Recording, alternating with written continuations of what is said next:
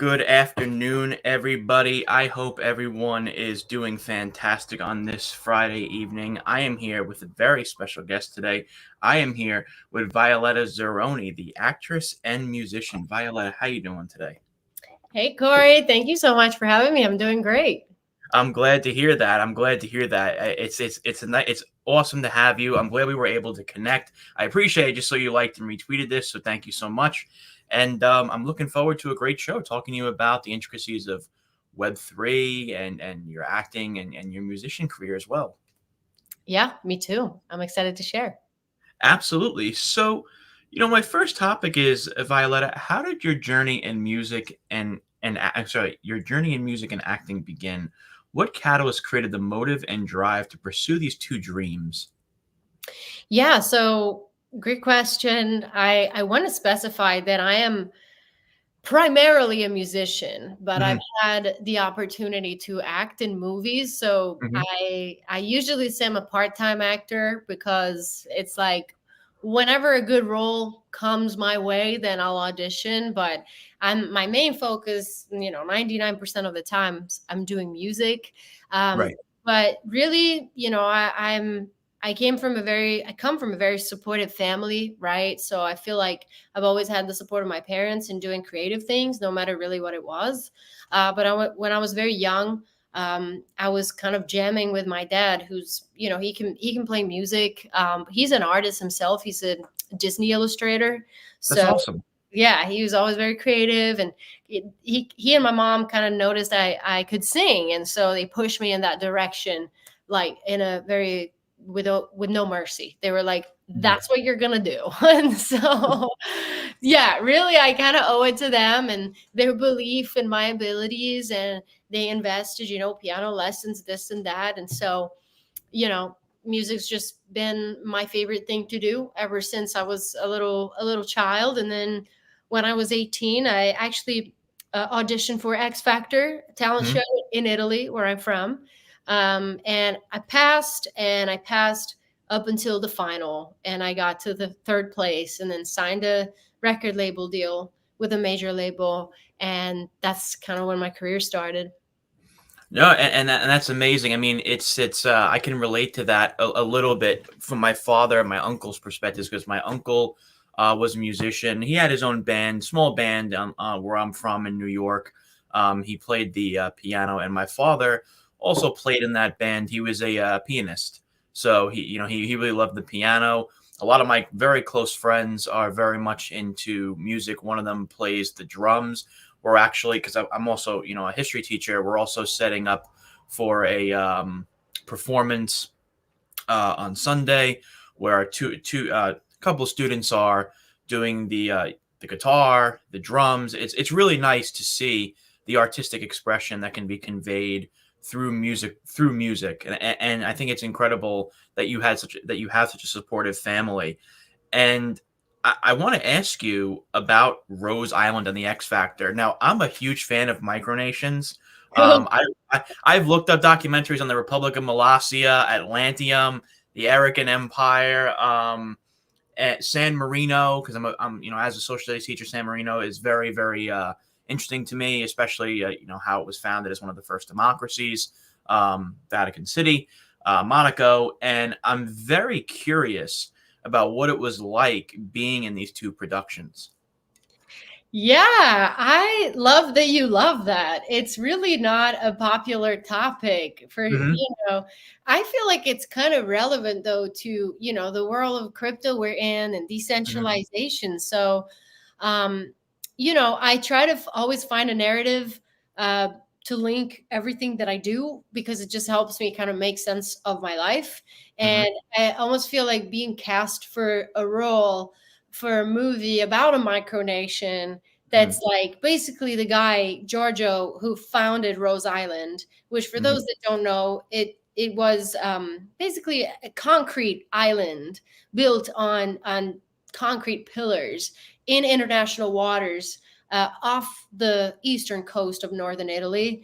Hmm. Back in 1968, I believe that's when they built it. And this architect, he was an anarchist, really. He was like, I'm done paying my taxes. I don't want to comply with the government. I'm going to create my own nation, right? And I'm going to call it Rose Island. And he recruited a few outcasts, really, from the world to start this nation with him.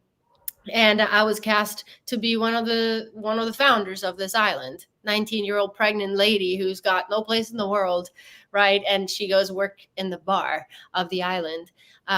It was great, and I like to think that at the time, I was cast for that role because I had in me this like spirit of independence that a few years later got me into Web3 really and crypto. So it was super cool. The experience was awesome. It's a Netflix production, so pretty big and professional. And a fun thing was that we shot it in Malta, this island in the Mediterranean, where they have big studios. I believe they shot Gladiator there, and also some Game of Thrones stuff. And they have these huge infinity pools. So they actually built the island in like real life size, 400 meters. Yeah. So we were shooting on this concrete platform, like in real size. So it's cool. Yeah. That's amazing, because like doing research on, like, again, and then this was another micronation that was similar to Rose Island. I think it was the Republic of Sealand, which I believe was off the coast. Correct me if I'm wrong. I believe it was off the coast of England, which was basically something very similar to Rose Island. And I don't know why I've always had a fascination with micronations. I think that they convey a sense, like you conveyed, independence, a sense of creating ideals that one believes in.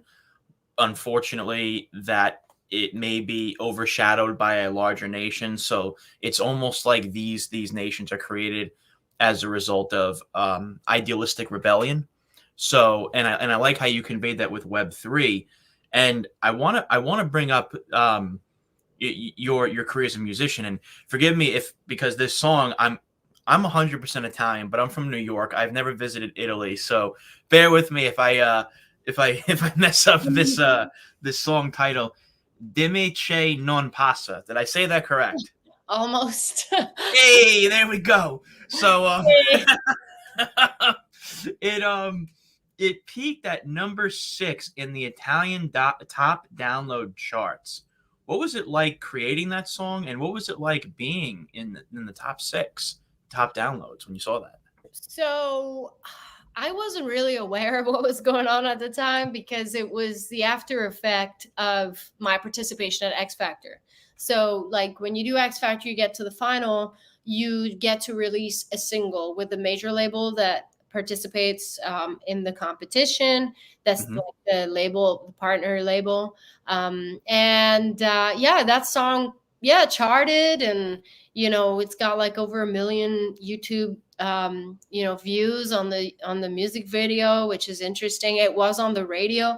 I was 18 years old and I just come out of that X Factor experience, which was alienating because they literally lock you in a house with the other contestants without a phone, without a computer. So for 2 months during the duration of the show. And you don't know, you're not aware of anything of the clout that you're building. You're not aware until the final. And then you get out and you're like famous. Yeah. I'm sure it's a nice feeling. Yes, it's nice, but it's also like kind of unfair. Like, cause it's like, okay, I'm literally famous overnight, but I don't know how to deal with this. I don't know what it means. People are pulling me in every direction and I don't know what to do. So that's how I felt. I can imagine what a whirlwind that could be when you're literally locked in in one spot, and then coming out of that spot to realize, wow, I'm very well known now. And not only that, but you're also very well known in Web3 now. And I want to talk to you about your transition from Web2 to Web3. Before we do that, guys, I would implore all of you to go in the description of the video and check out Violetta's link tree and her NFT marketplace. We'll get into the NFTs in a little bit. But if you do follow her, I would implore you to support her by going to her link tree and also checking out her NFT marketplace. Her art is beautiful. And we'll get into what her art stands for and how its utility as well. So I just wanted to give you a quick shout out on that as well. I have those links in the description. So just wanted to say that first. And Violetta, I want to discuss with you Web2 and Web3 surrounding musicians. And the communities that I'm in, I've noticed that there are a lot of musicians that are leveraging Web3 as a result of the disadvantages of Web2. So why have Web2 companies, in essence, in your own experience, betrayed artists and undermined their success? And how can Web3 paradigms fix that unfortunate issue, in your opinion? This is my favorite topic. Go ahead. This is my favorite topic, and I get pretty radical about it. Go ahead. Do it. You know, I apologize in advance for any haters out there. But no, the thing is, I've had so much experience in the traditional world of the music industry. And my premise is I don't even think music should be an industry in the first place. Music is something that artists do to express themselves, and they put it out into the world and hopefully make a living from it by selling it to people that resonate. An industry implies like mass production, mass distribution, scaling, towards the top, like, increasing quantity at the expense of quality sometimes, right? So that's like industry. And I don't believe music should fit into that. So I personally disassociate from the music industry. And, really the problem has started when you were able, to have records at home, when they first had vinyl, like that's when the value of music started decreasing a little bit, because all of a sudden you didn't have to go see a band play or a classical composer play anymore. You could buy it and play it at home, wherever you were, right? And then with the advent of, the internet, really, music became digital. We had MP3s. MP3s are files that you can replicate as much as you want, infinite times, and that actually become worthless. If something is an infinite supply, it's worthless. Nobody cares, right? Well said. So that takes away from, the primary income from the artist. And what this caused is that all of a sudden the music was not the product anymore, but the artist was the product. So the artist has to sell basically everything else except the music, right? So right now artists are forced to sell merch. They're forced to sell their presence, right? Like be in the presence of fans, their personal lives, brand partnerships and all that. When really what an artist wants is to make their product and sell it, right, as a piece of art. And that is enabled, again, by Web3, by the fact that you can create,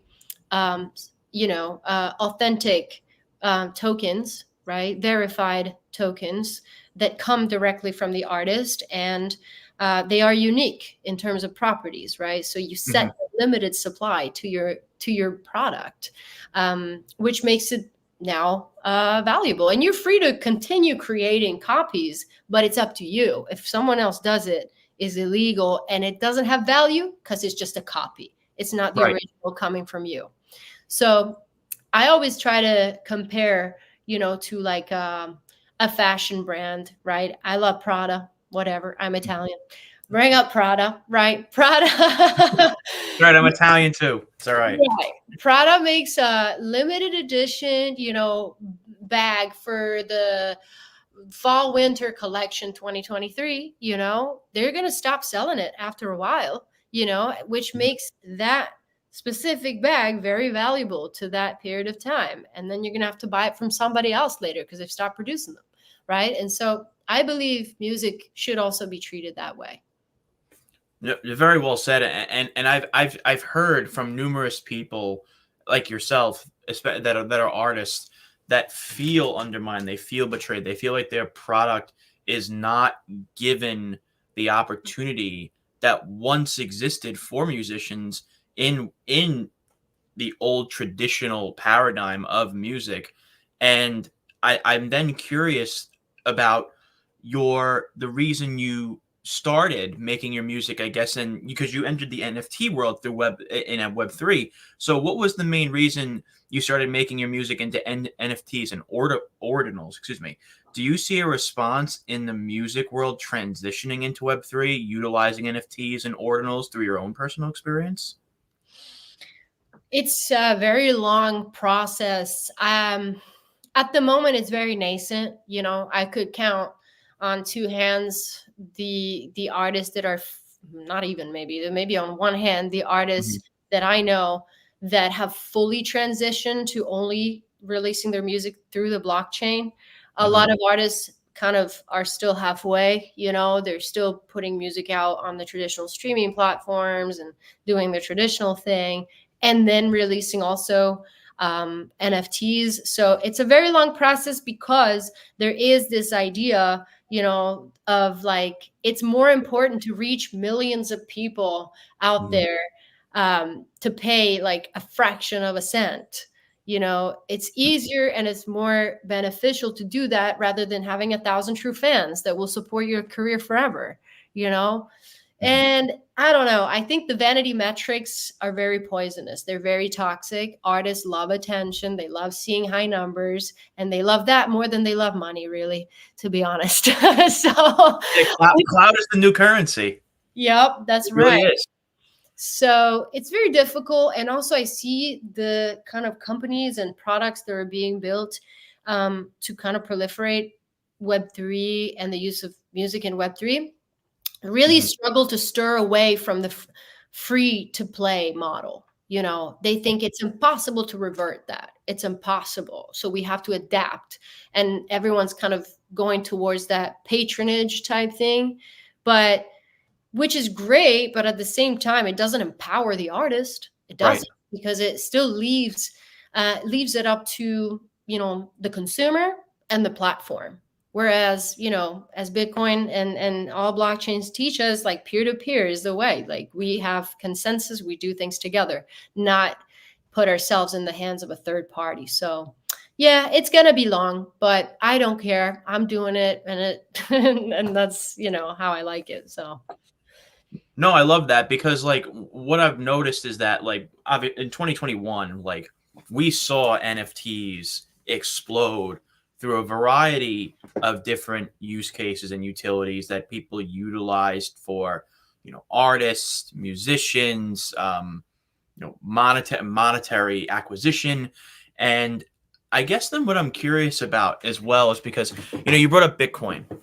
And I'm noticing a lot of Bitcoin maxis, maybe not a lot, but a few big names are in protest of this paradigm of ordinals.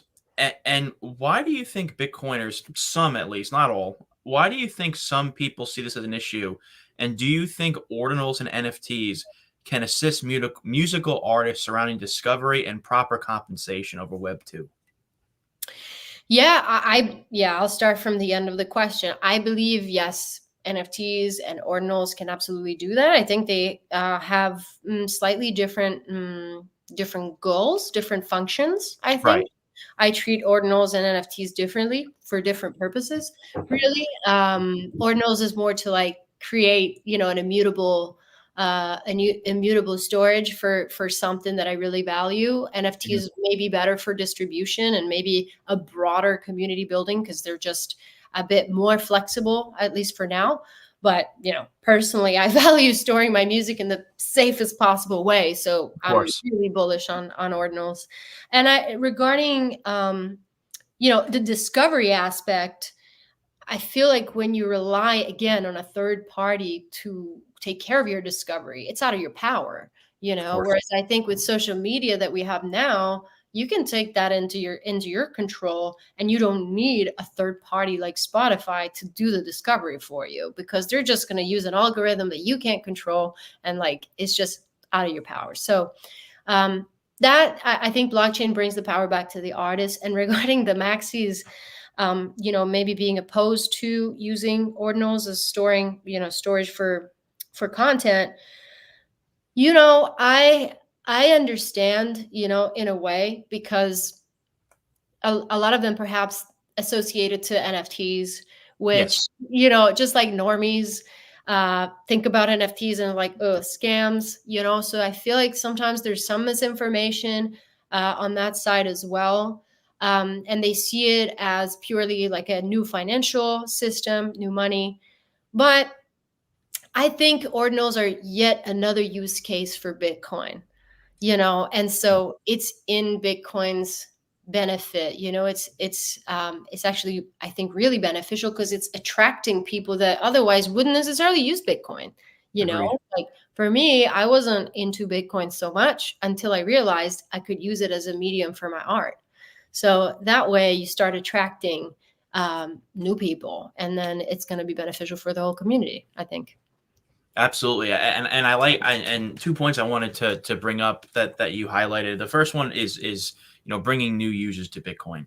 The digital gold paradigm of Bitcoin, as it tends to, I guess one could say it's sort of a store of value. It's not making the same gains as it used to. So I think that it's crucial for individuals to be onboarded so that Bitcoin may be able to get over that S curve or that hump per se, and ordinals may play a vital role in that. And I want to bring up, you brought up Spotify, which I saw something a couple of weeks ago that kind of flabbergasted me. And I believe it was like Snoop Dogg came out and said he got like hundreds of millions of views on Spotify and got only paid like $45,000 or something like that. And I find that to be almost borderline extortion, to be honest with you. And that's wild to me. It is wild. I think it was 1 billion streams. Yes, there you go. Okay. Yeah. Which is even more mind-blowing. 1 billion streams, $45,000. And there's a few things about this. Like, a lot of people accuse Snoop Dogg of not being transparent with these numbers. Like, the math don't add up. You signed a bad deal with a manager, this or that. But I think what he did was really calling out the entire industry by using a very simple example, very simple math, because the masses don't really care about doing the math on the spot or following the math, right? So he was like, this is how many streams I've had. This is how much money came in my pocket. So there's a problem with the industry in general. I think Snoop Dogg doesn't need money, right? He's huge, famous celebrity already. He's built his career. So even more so, the fact that he is raising awareness about this is very admirable, because he is taking a stance for people like myself who are in the trenches trying to, find new ways. He's the only one out there in the world actually voicing this. So I extremely, I admire that a lot. Absolutely. I think it's very important for people like him who have that type of clout to be able to convey the ills of Web2 musical models surrounding compensation. I don't think it's fair. I think that's wild to me that someone can get 1 billion views, which if you look at that from a population standpoint, I'm not saying that it's one person per view, but when there's 8.2 billion people on the planet and 1 billion, that's 1/8 of the total population in listening views, that's kind of outrageous to hear and see. Yeah, and like, especially that it's such a big celebrity who you would think he owns, his masters or most of them. You would think he owns his platform. Yep. But even in that case, like, he is still screwed over. So that is bad. And I don't know, like, there's still people that support that kind of model, and I don't know, but I've kind of like invested myself with this role of really voicing out these things and being an activist towards it. Because I just think it's wrong. And when you explain it to people, people do understand it. Like yourself, you're like, that's outrageous. Snoop Dogg's done so much for our culture. It's unfair that he's not getting paid, Oh, absolutely. I think musicians and artists really are the ones that create cultural trends and create cultural ideals and basically just the zeitgeist of a nation in many different ways. Yeah. And to be undermined monetarily as a result doesn't make logical sense to me. And I wanted to ask you now, just my last question again, but before we do that, guys, make sure to go in the description and check out Violetta's link tree. Make sure to support her and all of her links as well. I also have her NFT marketplace up as well. Do you want to talk about your NFT marketplace before I ask my last question? Oh yeah, absolutely. I am still following this narrative: own your platform, Hmm. own your art. Um, I decided to work with an incredible team in the space. Shout out to them. They're called First Mate. They built kind of a platform where artists can go and build their own marketplace, but they tested a few things with me and we created kind of a prototype together. And yeah, I want to own my platform as much as possible. I want my community to, when they want to trade and buy my NFTs, to go to my website and do it through there. So yeah, we created this marketplace. We can control the royalties, and it's on Awesome. theme with the rest of my website. So if people want to check it out, I have two collections: Moonshot, my OG, minted in April 22, and then another Life minted this year, and a few others. So yeah. Cool. No, that's amazing. I like the idea of being able to have your own marketplace, to own what is yours instead of having a middleman have. You really do embody the cypherpunk principle of no middleman, and I like that. You don't see that as frequent as you once did. I think, I always see the cypherpunk era has been, I guess you could say, the cypherpunk era has basically, with the advent of centralization and regulation, has basically become a foregone conclusion. But I'm glad that there are people like you who keep that notion alive. So so I want to ask you this lastly, because I don't want to take up too much of your time. I It's hard to believe that 2023 is over in 2.5 weeks. It really is. And I can't believe it. And I want to ask you, what is next for you going into 2024? Like, what are your plans regarding music, yeah, your acting, and also, your position in the Web3 paradigm of music? Yeah, thank you so much for asking. Next year, I have a lot laid out that I want to work on, that I've already started working on. Um, I am diving more and more in ordinals. I've inscribed a song back in June, and I want to continue experiments, see how far I can push the tech to like force my music on that blockchain and see, because now we have a lot of limitations, but it's very exciting and challenging for me to find creative ways to utilize the medium for my music. So I'm going to explore there. So stay tuned. There's going to be probably more songs popping up on Bitcoin. I've written a whole bunch of new songs that I will be releasing as music NFT collections for sure, paired with art. And another cool, exciting thing, I'm planning a holders tour. So that's another thing. I'm kind of leveraging my community to create a map around the country to go on tour and come basically to their hometown and play for them and ask for their help to leverage their community in real life to raise awareness around me and my project and Web3. So that's something I'm working on for later next year. So. Amazing. I'm glad to hear that. And I would love to, have you on sometime in the near future. I really think it's important to have people on that are able to be multifaceted, that have excuse me, experience in Web 2, and are able to take that experience to perfect Web 3 so that Web 3 doesn't become Web 2 2.0. So I appreciate all that you do. I appreciate, your music expression, creating a platform for yourself so that other people hopefully can follow in that spirit of having no middlemen. And I would just say one more time to everyone on the channel right now watching, I see online is a weird discrepancy. Live chat says 27 viewers, but on my StreamYard it says around 53. Hmm. So I would implore all of you here. So I'm just going to go with 53. Guys, go in the description and please check out Violetta's link tree.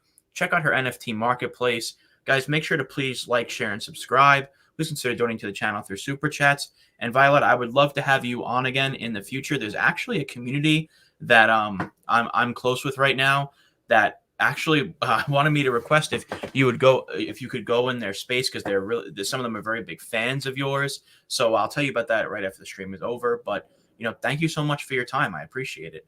My absolute pleasure. Thank you so much. And thank you to all the viewers as well. Absolutely, guys. Have a great weekend. Give me 1 second.